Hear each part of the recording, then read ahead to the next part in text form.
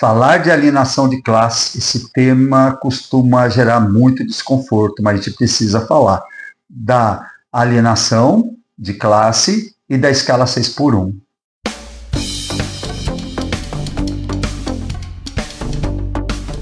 Bom, hoje eu vou falar basicamente de uma experiência que eu tive essa semana no meu serviço, né, conversando com o motorista, que eu sou funcionário público, né, eu sou funcionário público, trabalho na educação e eu visito escolas, visito instituições de ensino e numa dessas visitas essa semana eu peguei o serviço de motorista do departamento que eu trabalho, porque nesse tipo de situação eu não dirijo, quem dirige é o motorista da instituição, e aí a gente vai batendo papo. E logo de cara eu caí na besteira de falar sobre a redução da jornada de trabalho para o motorista. E eu fiquei assim numa situação bem delicada, porque eu descobri que o motorista ele é contra a redução da jornada de trabalho. Ele acha que a escala do 6 por 1 está certo e, se fosse possível, tinha que ter que ser mais, pelo que eu percebi da conversa dele. Porque, segundo ele, que para consertar o Brasil, o que a gente tem que fazer é diminuir impostos e não reduzir jornada de trabalho. Daí eu fiquei parando para pensar, puxa, o que leva, né? Interessante, porque às vezes a gente estuda sociologia, a gente estuda filosofia, a gente estuda todas essas questões que, em termos da vida em sociedade, no modo geral, a cidadania e a vida em sociedade, nesse contexto entra direitos humanos, porque a gente entende que uma jornada de trabalho extensa, com baixo salário, ela fere frontalmente os direitos humanos. Quando a gente fala de direitos humanos, ao contrário do que muita gente pensa, a gente não está defendendo direitos humanos só assim, ele ama bandido, não é isso. A gente quer garantir uma existência do ser humano digna, decente. Aí a pessoa, ele é um trabalhador.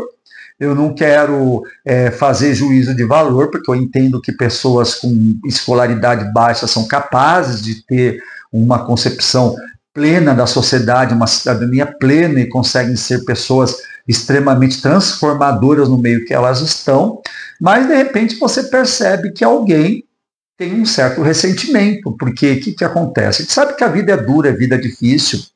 Hoje, por enquanto, eu estou aí me avizinhando na minha época de aposentadoria, mas eu trabalhei 3 décadas em sala de aula, labuta, já tive 2 empregos, teve um momento que eu tive 3 empregos por pouco tempo, mas graças a Deus eu perdi um dos empregos no meio do caminho, voltei a ter 2, aí boa parte também eu fiquei só com um emprego em termos como professor, mas a sobrecarga de trabalho sempre está na vida dos professores em determinados momentos, eu não fujo à regra, né?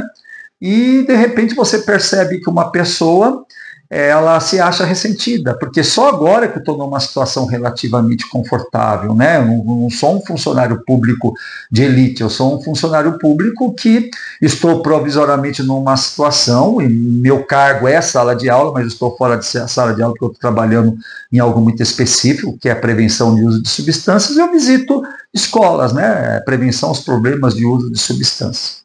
Então eu visito as escolas, eu estou com um motorista, e eu já conversei com ele sobre a vida dele, que eu sei é que, e nas horas vagas, ele trabalha como Uber, né? Então ele trabalha como Uber e ele se orgulha de dizer que ele trabalha de segunda a segunda e ele não para, ele sai no final de semana, depois que ele trabalha prestando serviço, né, para a Secretaria de Educação, ele sai por aí pegando passageiro para ganhar dinheiro e tudo mais, ele se orgulha disso, né? O brasileiro ele tem um problema com ele, porque foi passado para a gente a imagem de que o povo brasileiro é um povo que trabalha pouco, e é mentira. Hoje nós somos um dos povos que mais trabalham, aliás, sempre fomos, né?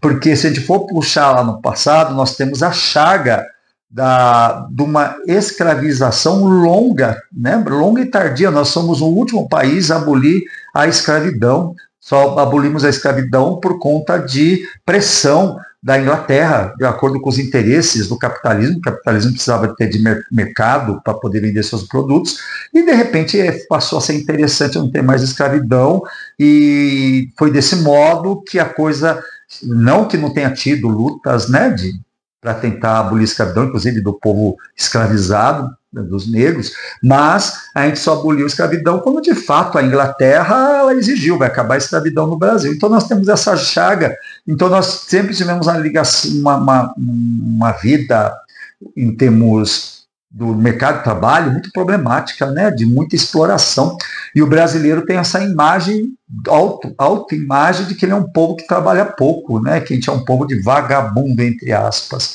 E é um negócio assim absurdo, né? Como que alguém consegue não se enxergar como trabalhador e de repente ele está lutando pelo interesse de quem oprime ele, que são os empresários.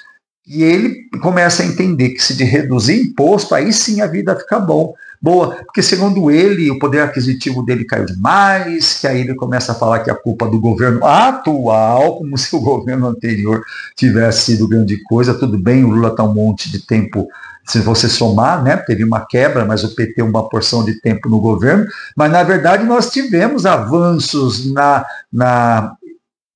busca da igualdade social, né? Da igualdade econômica social. Eu acredito que não estamos muito longe do que deveria ser, mas nós tivemos avanços, e quando nós tivemos na mão do coisa ruim, do Bozoloide, nós tivemos um recuo, voltamos para trás, nós voltamos para o mapa da fome, nós tivemos uma série de situações extremamente ruins, uma pandemia muito mal gerenciada, e ele não consegue entender que redução de jornada de trabalho menor, vai favorecer a economia, as pessoas vão ter mais tempo para lazer, para estudo, cuidar de seus filhos e tudo mais, e ter vida social, enfim, nós vamos ter menos doença mental, menos doenças físicas, logo o país vai gastar menos com tudo isso, e talvez gastando menos com tudo isso, nós consigamos até reduzir impostos lá para frente, né, porque a gente vai ter uma sociedade mais saudável, com menos gastos nesse campo, inclusive em termos de segurança pública, porque se você tem pais presentes, porque a jornada de trabalho é mais adequada,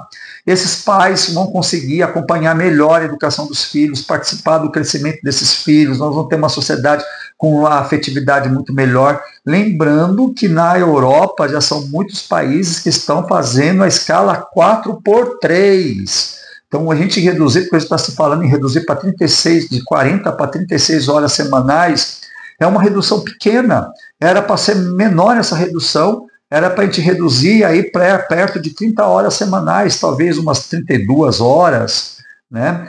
Talvez 34, mas já é uma grande evolução ir para 36 horas semanais com urgência. Nosso país está precisando, temos muitas doenças mentais por conta do excesso de trabalho. E a gente faz voto que as pessoas consigam entender a importância da redução da jornada de trabalho e parar de defender direitos não, privilégios de quem tem mansão, jatinho, iate e sai por aí oprimindo, escravizando e destruindo o país com um parasitismo que já passou da hora de a gente ter uma menor diferença de salários, né? Menor diferença de rendas, que precisa aproximar as classes sociais. Mas é a nossa luta como educador, como cidadão, como pessoas que estamos vivendo nossa sociedade, tentar trazer esse esclarecimento para as pessoas. Gostou desse vídeo? Deixa um like, inscreve-se no nosso canal, dá uma força para a gente. Beijos e fomos, mas nós voltaremos.